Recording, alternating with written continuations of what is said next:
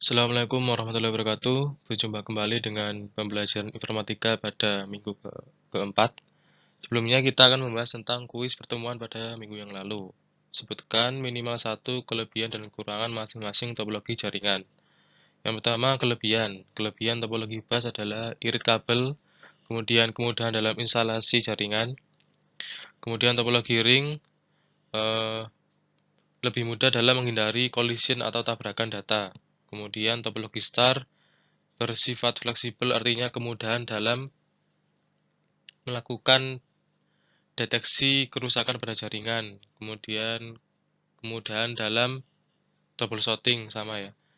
Kemudian topologi mesh yaitu eh, komunikasi jaringan yang bagus ya, karena semuanya terhubung satu sama lain dan juga mampu mendeteksi kesalahan dengan lebih baik.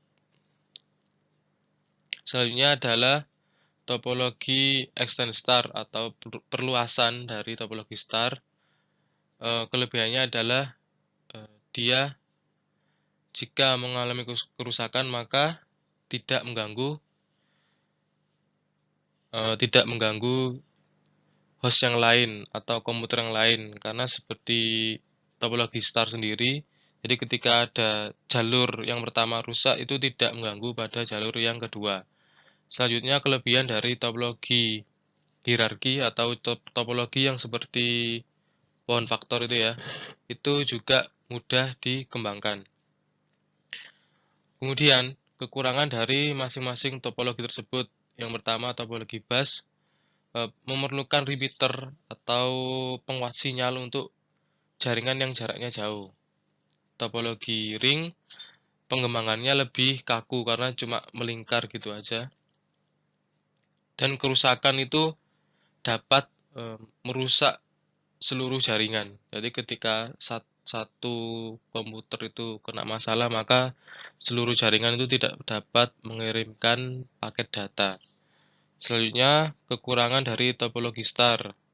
Nah, jika hubnya atau pusatnya itu rusak, maka seluruh jaringan juga rusak. Dan juga memerlukan cukup banyak kabel ya. Kemudian topologi mesh itu memerlukan biaya sangat besar untuk pengadaan kabelnya dan juga biaya perawatan perangkat seperti kabel dan perangkat komputer. Kemudian adalah topologi extend star sama dengan topologi star, yaitu boros kabel. Kemudian topologi hierarki ya, topologi pohon faktor itu kekurangannya adalah ketika semakin luas maka proses pengiriman data juga akan semakin lambat.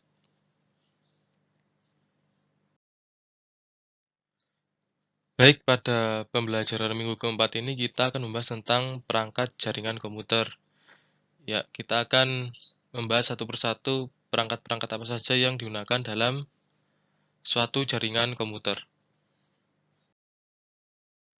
Perangkat yang pertama adalah NIC atau NIC Network Adapter Card atau biasa disebut dengan LAN card, yaitu berfungsi untuk menghubungkan dua atau lebih komputer dengan menggunakan media kabel. Umumnya LAN card ini telah terpasang secara on-board atau terpasang menyatu dengan motherboard pada komputer. Namun ada juga yang harus terlebih dahulu dipasang pada slot PCI Express yang sudah disediakan oleh motherboard. Perangkat kedua selanjutnya adalah server. Server merupakan sebuah perangkat atau komputer khusus yang menyediakan berbagai layanan atau servis pada klien atau pengguna atau komputer biasa yang terhubung dengannya. Umumnya server dibekali dengan spesifikasi hardware yang cukup tinggi, terutama dari segi prosesor ya, dan juga dari segi RAM, karena harus melakukan kegiatan yang banyak atau multitasking yang cukup berat, maka tidak heran jika untuk membangun komputer server diperlukan biaya yang tidak sedikit. Tidak hanya itu, sistem operasi yang digunakan juga khusus seperti Windows Server atau sistem operasi Linux. Kemudian perangkat jaringan yang ketiga adalah hub, yaitu yang biasanya digunakan dalam topologi star. Hub ini digunakan untuk menghubungkan berbagai perangkat seperti komputer dan perangkat lainnya pada suatu jaringan. Baik, selanjutnya adalah perangkat jaringan komputer yang keempat adalah switch. Switch merupakan perangkat jaringan yang memiliki fungsi yang hampir sama dengan hub, tetapi perangkat ini lebih canggih ya dari hub karena dapat mengatasi masalah tabrakan data atau collision data. Tidak hanya itu, switch juga memiliki beberapa kelebihan seperti kecepatan transfer data maupun luas jaringan yang jauh lebih bagus dari hub. Selain itu, switch tidak hanya digunakan untuk membagi sinyal, tapi juga memfilter atau menyaring paket data kemudian meneruskan ke jaringan yang dituju. Ya, switch ini cocok untuk digunakan pada ruangan seperti lab komputer, kemudian pada ruangan di kantor. Nah, masing-masing komputer lain terhubung dengan switch ini sebelum terhubung ke router. Perangkat jaringan selanjutnya adalah modem, singkatan dari modulator demodulator. Modulator merupakan bagian yang mengubah sinyal informasi ke dalam sinyal pembawa. Jadi sinyal itu ada dua ya, ada sinyal informasi dan sinyal pembawa. Dan siap untuk dikirimkan. Sedangkan demodulator adalah bagian yang memisahkan sinyal informasi dari sinyal pembawa yang diterima sehingga informasi tersebut dapat diterima dengan baik. Kemudian perangkat jaringan yang selanjutnya adalah repeater. Repeater ini digunakan untuk memperluas jangkauan sinyal Wi-Fi dari server agar perangkat lain bisa terhubung. Cara kerjanya, repeater itu sendiri adalah dengan menerima sinyal dari server atau dari perangkat sebelumnya, kemudian memancarkan kembali dengan jangkauan yang lebih luas dan kuat. Dengan kata lain, sinyal yang lemah dapat dipancarkan kembali menjadi lebih kuat dan luas. Perangkat selanjutnya adalah router, berfungsi utama sebagai penghubung antar dua jaringan atau lebih untuk meneruskan data dari satu jaringan ke jaringan yang lainnya. Perbedaan dengan switch adalah kalau switch itu merupakan penghubung beberapa alat untuk membuat suatu jaringan LAN.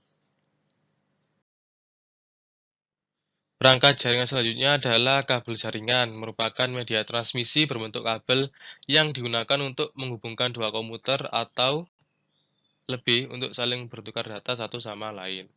Meskipun juga ada transmisi berupa nirkabel atau wireless. Nah, penggunaan kabel ini masih tetap populer karena memiliki kelebihan seperti tidak mudah terganggu oleh intervensi atau gangguan. Ya, ada beberapa jenis kabel seperti kabel UTP, STP, koaksial, dan yang saat ini digunakan adalah fiber optik. Baik, itu adalah penjelasan singkat dari materi pada pembelajaran minggu keempat ini. Jika ada yang perlu ditanyakan, silakan segera ditanyakan. Saya akhiri, terima kasih. Wassalamualaikum warahmatullahi wabarakatuh.